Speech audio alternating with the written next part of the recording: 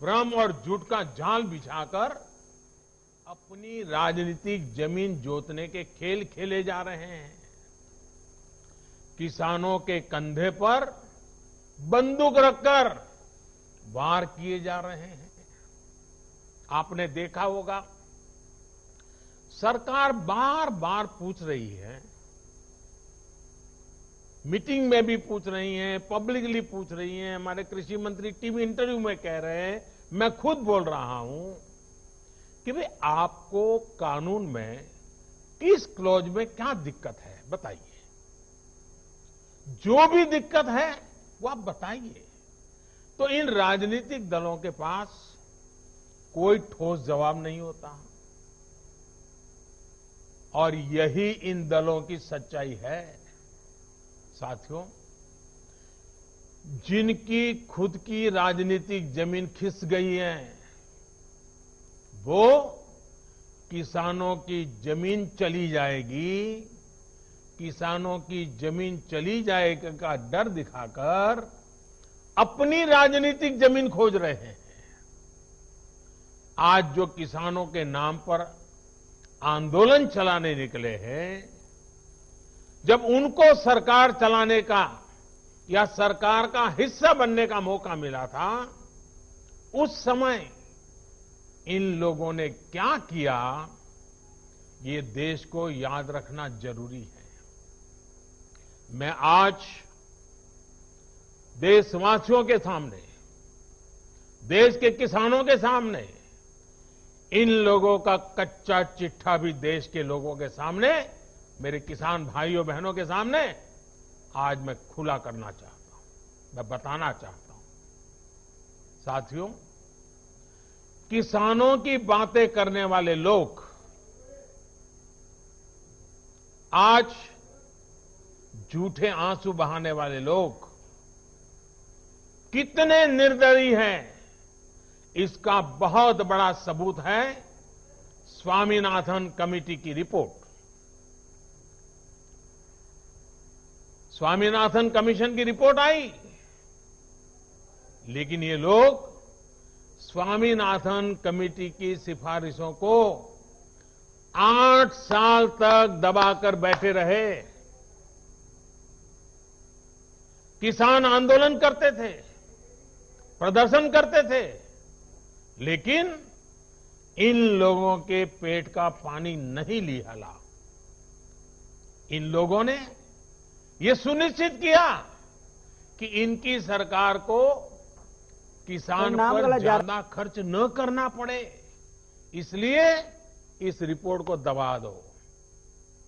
इनके लिए किसान देश की शान नहीं, इन्होंने अपनी राजनीति बढ़ाने के लिए किसान का समय समय पर इस्तेमाल किया है, जबकि किसानों के लिए संवेदनशील, किसानों के लिए समर्पित हमारी सरकार किसानों को अन्नदाता मानती है।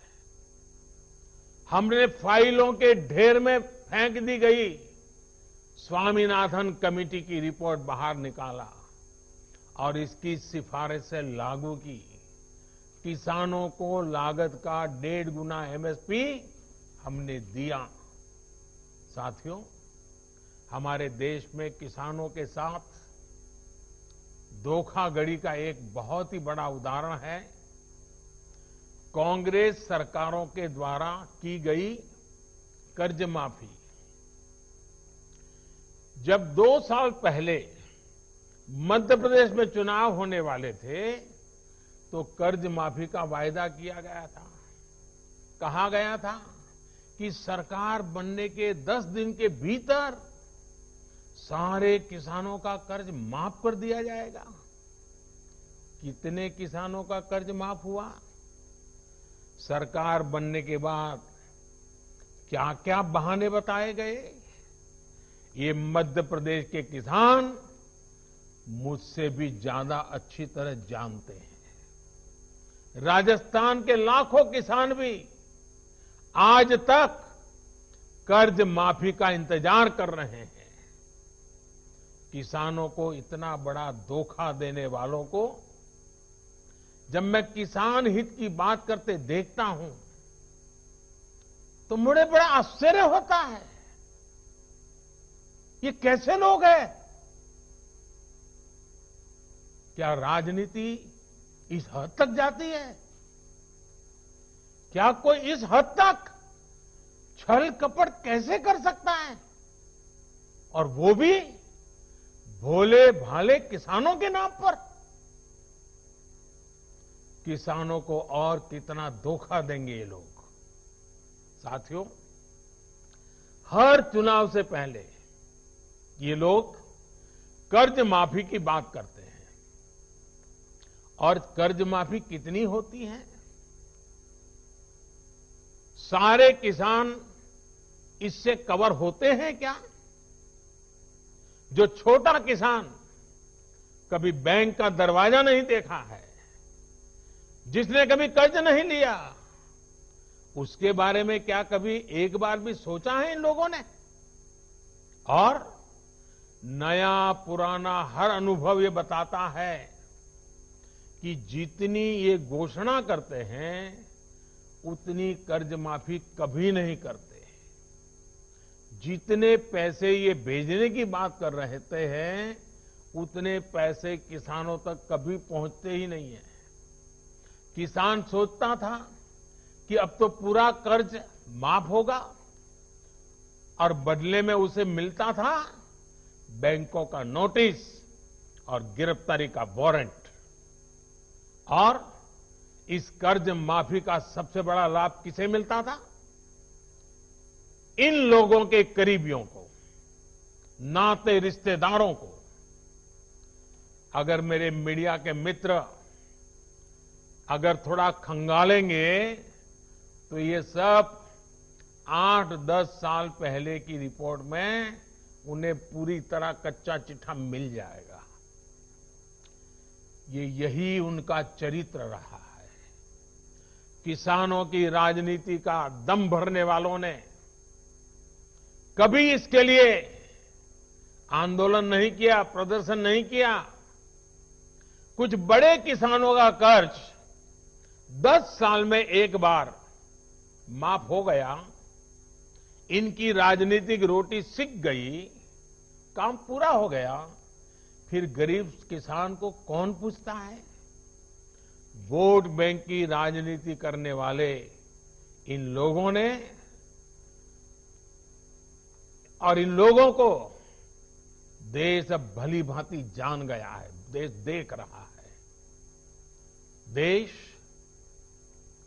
हमारी नीयत में गंगा जल और मां नर्मदा के जल जैसी पवित्रता भी देख रहा है। इन लोगों ने 10 साल में एक बार कर्ज माफी करके लगभग 50,000 करोड़ रुपए देने की बात कही। 10 साल में एक बार 50,000 करोड़।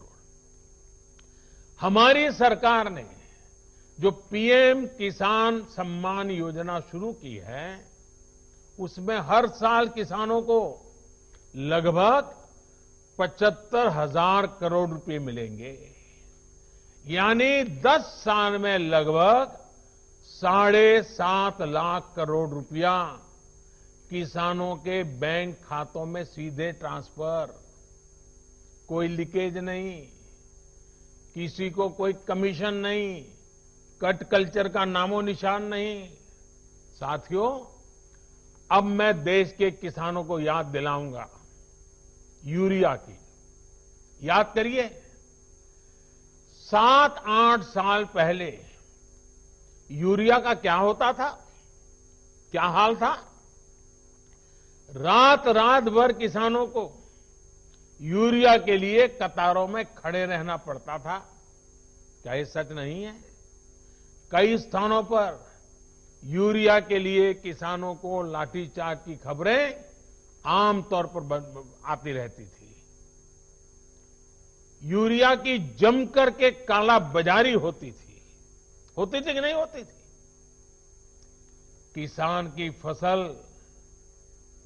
खाद की किल्लत में बर्बाद हो जाती थी, लेकिन इन लोगों का दिल नहीं पसीजता था। क्या ये किसानों पर जुल्म नहीं था, अत्याचार नहीं था? आज मैं ये देखकर हैरान हूं कि जिन लोगों की वजह से ये परिस्थितियां पैदा हुई, वो आज राजनीति के नाम पर खेती करने निकल पड़े हैं। साथियों, क्या यूरिया की दिक्कत का पहले कोई समाधान नहीं था? अगर किसानों के दुख दर्द, उनकी तकलीफों के प्रति जरा भी संवेदना होती तो यूरिया की दिक्कत होती ही नहीं। हमने ऐसा क्या किया कि सारी परेशानी खत्म हो गई है? आज यूरिया की किल्लत की खबरें नहीं आती। यूरिया के लिए किसानों को लाठी नहीं खानी पड़ती। हमने किसानों की इस तकलीफ को दूर करने के लिए पूरी ईमानदारी से काम किया। हमने कालाबाजारी रोकी, सख्त कदम उठाए, भ्रष्टाचार पर नकेल कसी। हमने सुनिश्चित किया कि यूरिया किसान के खेत में ही जाए। इन लोगों के समय में सब्सिडी तो किसान के नाम पर चढ़ाई जाती थी, लेकिन उनका लाभ कोई और लेता था। हमने भ्रष्टाचार की जुगलबंदी को भी बंद कर दिया। हमने यूरिया की 100% नीम कोटिंग की। देश के बड़े बड़े खाद कारखाने जो तकनीक पुरानी होने के नाम पर बंद कर दिए गए थे, उन्हें हम फिर से शुरू करवा रहे हैं। अगले कुछ साल में यूपी के गोरखपुर में, बिहार के बरौनी में, झारखंड के सिंदरी में, ओडिशा के तालचेर में, तेलंगाना के रामागुंडम में आधुनिक फर्टिलाइजर प्लांट्स शुरू हो जाएंगे। 50-60 हजार करोड़ रुपए सिर्फ इस काम के लिए खर्च किए जा रहे हैं। ये आधुनिक फर्टिलाइजर प्लांट्स रोजगार के लाखों नए अवसर पैदा करेंगे, भारत को यूरिया उत्पादन में आत्मनिर्भर बनाने में मदद करेंगे। दूसरे देशों से यूरिया मंगवाने पर भारत के जो हजारों करोड़ रुपए खर्च होते हैं, उन्हें कम करेंगे। साथियों, इन खाद कारखानों को शुरू करने से इन लोगों को पहले कभी किसी ने नहीं रोका था, किसी ने मना नहीं किया था, किसी ने नहीं कहा था कि नई टेक्नोलॉजी मत लगाओ, लेकिन ये नियत नहीं थी, नीति नहीं थी, किसानों के प्रति निष्ठा भी नहीं थी। किसान से झूठे वायदे करने वाले सत्ता में आते रहो, झूठे वादे करते रहो, मलाई खाते रहो, यही इन लोगों का काम रहा है। साथियों, अगर पुरानी सरकारों को चिंता होती तो देश में 100 के करीब बड़े सिंचाई प्रोजेक्ट दशकों तक नहीं लटकते। बांध बनना शुरू हुआ तो 2500 साल तक बन ही रहा है।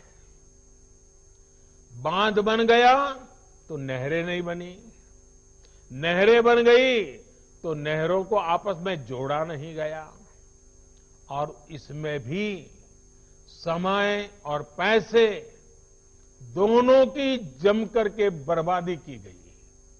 अब हमारी सरकार हजारों करोड़ रुपए खर्च करके इन सिंचाई परियोजनाओं को मिशन मोड में पूरा करने में जुटी है, ताकि किसान के हर खेत में पानी पहुंचाने की हमारी इच्छा पूरी हो जाए।